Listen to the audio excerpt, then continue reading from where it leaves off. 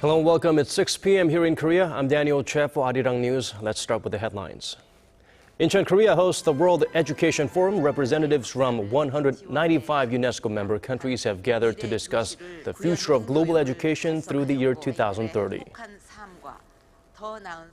UN Secretary General Ban Ki-moon is on home turf in Korea, but his 5-day trip is all business. On Tuesday, he addressed the UNGC Korea Leaders Summit, delivered the opening speech at the World Education Forum, and held a joint press conference with UNESCO Director General Irina Bokova. According to global financial institutions, including the IMF, China's growth rate may soon be eclipsed by India as Mondonomics fuel its economic rise. UN Secretary General Ban Ki-moon, who is currently on a 5-day visit to South Korea, will visit the inter-Korean Kaesong Industrial Complex later this week. During a press briefing in the South Korean city of Songdo earlier today, Ban said he will make a day trip to the joint business park on Thursday. The UN chief plans to tour the South Korean factories in the complex and meet the North Korean workers there. This trip comes as the two Koreas continue to wrangle over Pyongyang's unilateral wage hike for its workers and as military tensions run high on the peninsula. It will mark the first visit of a UN Secretary General to the factory zone, which serves as the last functioning symbol of inter-Korean cooperation. And at the UN Global Compact Korea Leaders Summit in Seoul, the UN chief called on Korea to reduce its greenhouse gas emissions. Ban said he appreciates the launch of Korea's emissions trading scheme, but thinks the country can do much more. Korea is one of the world's top 10 greenhouse gas emitting countries. The UNGC Leaders Summit is held once every 3 years with the aim of encouraging businesses to strive for sustainable development in terms of social, economic, and environmental issues. This year's event welcomed over 400 participants from home and abroad, including high-profile figures like former Indonesian President Susilo Bambang Yudhoyono. Global learning experts have gathered in Korea's western port city of Incheon for the UNESCO World Education Forum. Delegates are focused on finding ways to ensure equitable and inclusive education for all by 2030. Our Choi Yu-sun has this report. Celebrating the opening of this year's UNESCO World Education Forum, President Park shared a story of how education helped Korea and its people rise from the ashes of the war. She said it was the international community's united support that helped Korean children acquire knowledge and start dreaming about the future. The president said Korea will return the favor using its experience in advanced ICT applications to help learners around the world become responsible global citizens who respect human rights, diversity, and equality. 한국은 교육 정보와 경험을 공유하고자 하는 국가들에게 첨단 교육 인프라와 소프트웨어 컨텐츠를 갖춘 첨단 ICT 활용 시범 교실을 구축하고 교원 연수를 지원하면서 국제사회 내의 교육 격차를 해소해 나갈 것입니다. UN Secretary General Ban Ki-moon said he's living proof of how education can determine the course of one's life. Studies show that $1 invested in education can generate $15 in economic gain. If all students in low-income countries learn basic reading skills, more than 170 million people could be lifted out of poverty. Education is not a privilege. It is a birthright. He also stressed that education can protect vulnerable members of society from violence and extremism, and it's the international community's responsibility to guarantee protection for 57 million children who don't go to school because of poverty or regional conflicts. Choi Yu-sun, Arirang News. We had more important guests here in Korea. One of them is Indian Prime Minister Narendra Modi. He is in Korea this week, and the two countries held their first CEO forum in Seoul on Tuesday. Speaking at the event, President Park said cooperation between the two countries is just beginning, building on complementary trade structures and growth potential. Linking Korea's manufacturing innovation policies with Prime Minister Modi's Make in India campaign will drive new growth. The president also talked about creating synergy by merging Korea's cutting-edge ICT hardware with India's vast human resources.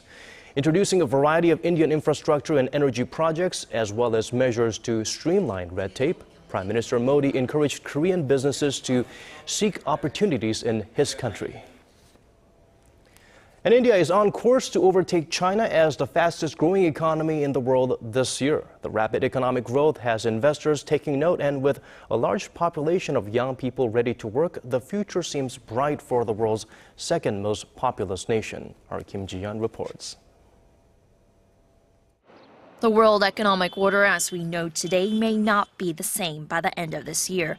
Leading financial institutions, including the International Monetary Fund, say India will post a faster growth rate than China for the first time in 16 years this year.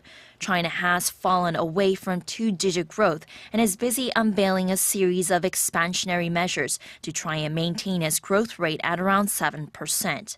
On the other hand, India, spearheaded by Prime Minister Narendra Modi's economic reforms, the Modinomics, is sailing.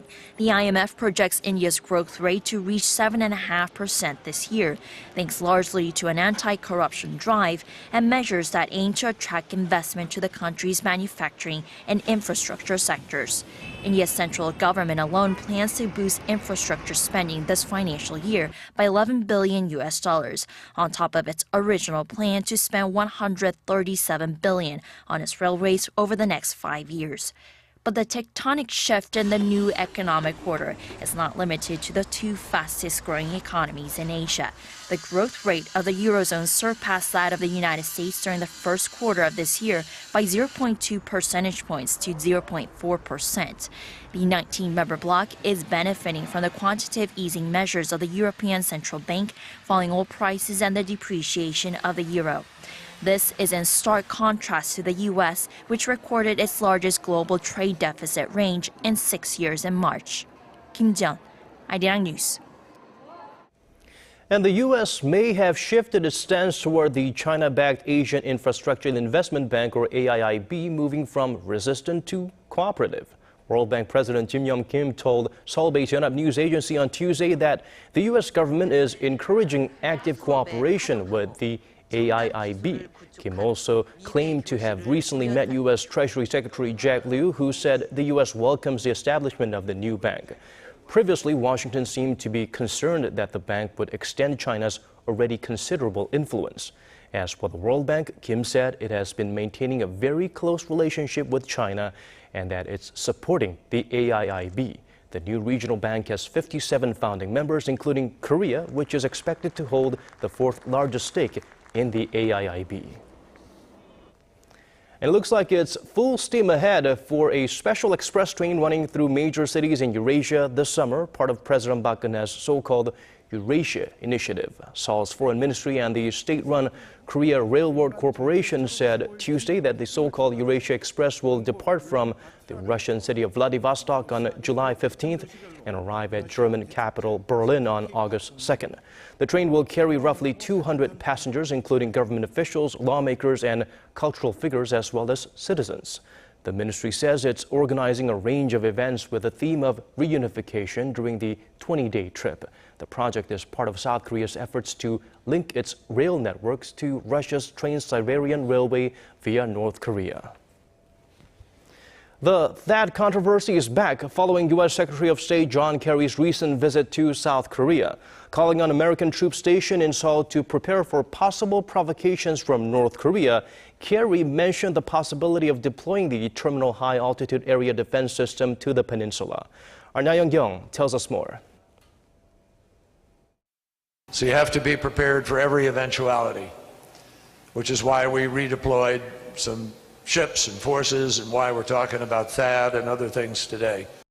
Those remarks by Secretary of State John Kerry reignited the question of whether Washington will put the Terminal High Altitude Area Defense or THAAD battery on South Korean soil to counter the threat of ballistic missiles coming from the north.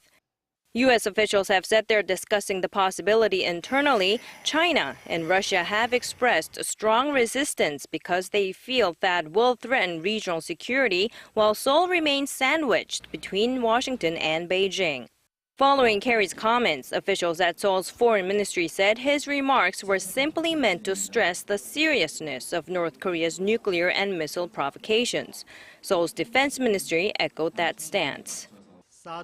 We've promised to make the process of this potential deal transparent, so if there are any developments, we will let the press know. Some experts say both countries deny official talks because the U.S. is not quite ready. I think it's because Washington hasn't made up its mind yet. The U.S. needs to prepare for possible provocations from the North, but it also needs to form public opinion within the U.S. and take care of Congress support. Watchers say the controversy will not go away easily. Some even say it's only a matter of time before South Korea and the U.S. sit down for THAAD negotiations. 나현경, Arirang News. North Korean leader Kim Jong-un has apparently launched not a missile but a tirade. After purging a number of high-ranking officials, Kim recently lost his temper on a routine farm inspection. Our Han Da-eun has more on the uncharacteristic public display of outrage. Shortly after ordering the execution of North Korea's defense chief Hyun Young-chol, the young leader has extended his reign of terror to a local turtle farm. The Korean Central News Agency reported Tuesday that the supreme leader sternly rebuked the farm staff, furiously shouting that the place was poorly maintained and lacked modernized facilities. He was also outraged about the farm's lack of a so-called revolutionary enlightenment room. Most factories have a space devoted to honoring the achievements of Kim's late father, Kim Jong-il, and state founder, Kim Il-sung. Kim Jong-un left the farm's management with a grim warning that their failings, quote-unquote, may bring such grave consequences as impairing the prestige of the party. It is very rare for North Korean leaders to show anger during a public inspection, as it could reveal faults in the state's own facilities. However, Kim showed confidence in another state facility, the National Aerospace Development Administration. Tokyo-based Kyodo News reports the North Korean leader has ordered the launching of a satellite-carrying rocket to mark the 70th anniversary of the founding of the Workers' Party in October. Pyongyang claims it's merely launching a space satellite, but the international community, including South Korea, the U.S., and Japan, speculate this is actually another test to develop intercontinental ballistic missiles. North Korea's latest rocket, Eunha-3, was launched in 2012. Han Da-eun, Arirang News. Let's move our focus to Korea. South Korea's politics. More strife for Korea's main opposition party, as plans to launch a reform panel this week have already run into heavy internal resistance. With more on this story, here's our Kim Young-gil. The head of the New Politics Alliance for Democracy, Moon Jae-in, proposed the panel in an attempt to salvage the deeply fragmented party ahead of next year's general election. I will lead the New Politics Alliance for Democracy to glory in next year's general election as we overcome current hardships. Moon said the panel would discuss reforms, including ways to diffuse party tensions and methods to ensure transparency and fairness in candidate nominations. However, he doesn't have the support of some of the party's veteran lawmakers. I don't see any difference between the soon-to-be-launched reform panel and the current innovation bureau. Moon promised to achieve results by June, but I doubt it. A number of senior lawmakers have also criticized Moon's decision to launch the panel unilaterally. They also blame him for not taking swift action after the party's overwhelming defeat in April's by-election. The NPAD's former co-leader Kim Han-gil has even refused to participate in the reform panel.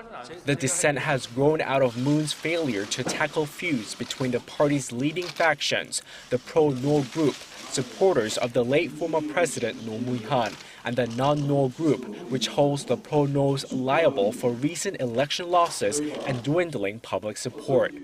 The non-North faction want Moon to step down to take responsibility for the party's by-election defeat. So far, he's refused, accusing them of initiating a power struggle within the party. Kim Young-gil, Arirang News. President Park Geun-hye is reportedly in the final stage of selecting the nation's next prime minister nominee. On Tuesday, Seoul-based Yonhap News Agency cited unnamed ruling party politicians who said the presidential office has wrapped up reviews of dozens of possible PM nominees, and now President Park has to make the final decision. A recommendation is expected this week. Watchers expect the nominee will likely come from the legal profession, as the presidential office wants the next prime minister to lead its political reform and anti-corruption agenda.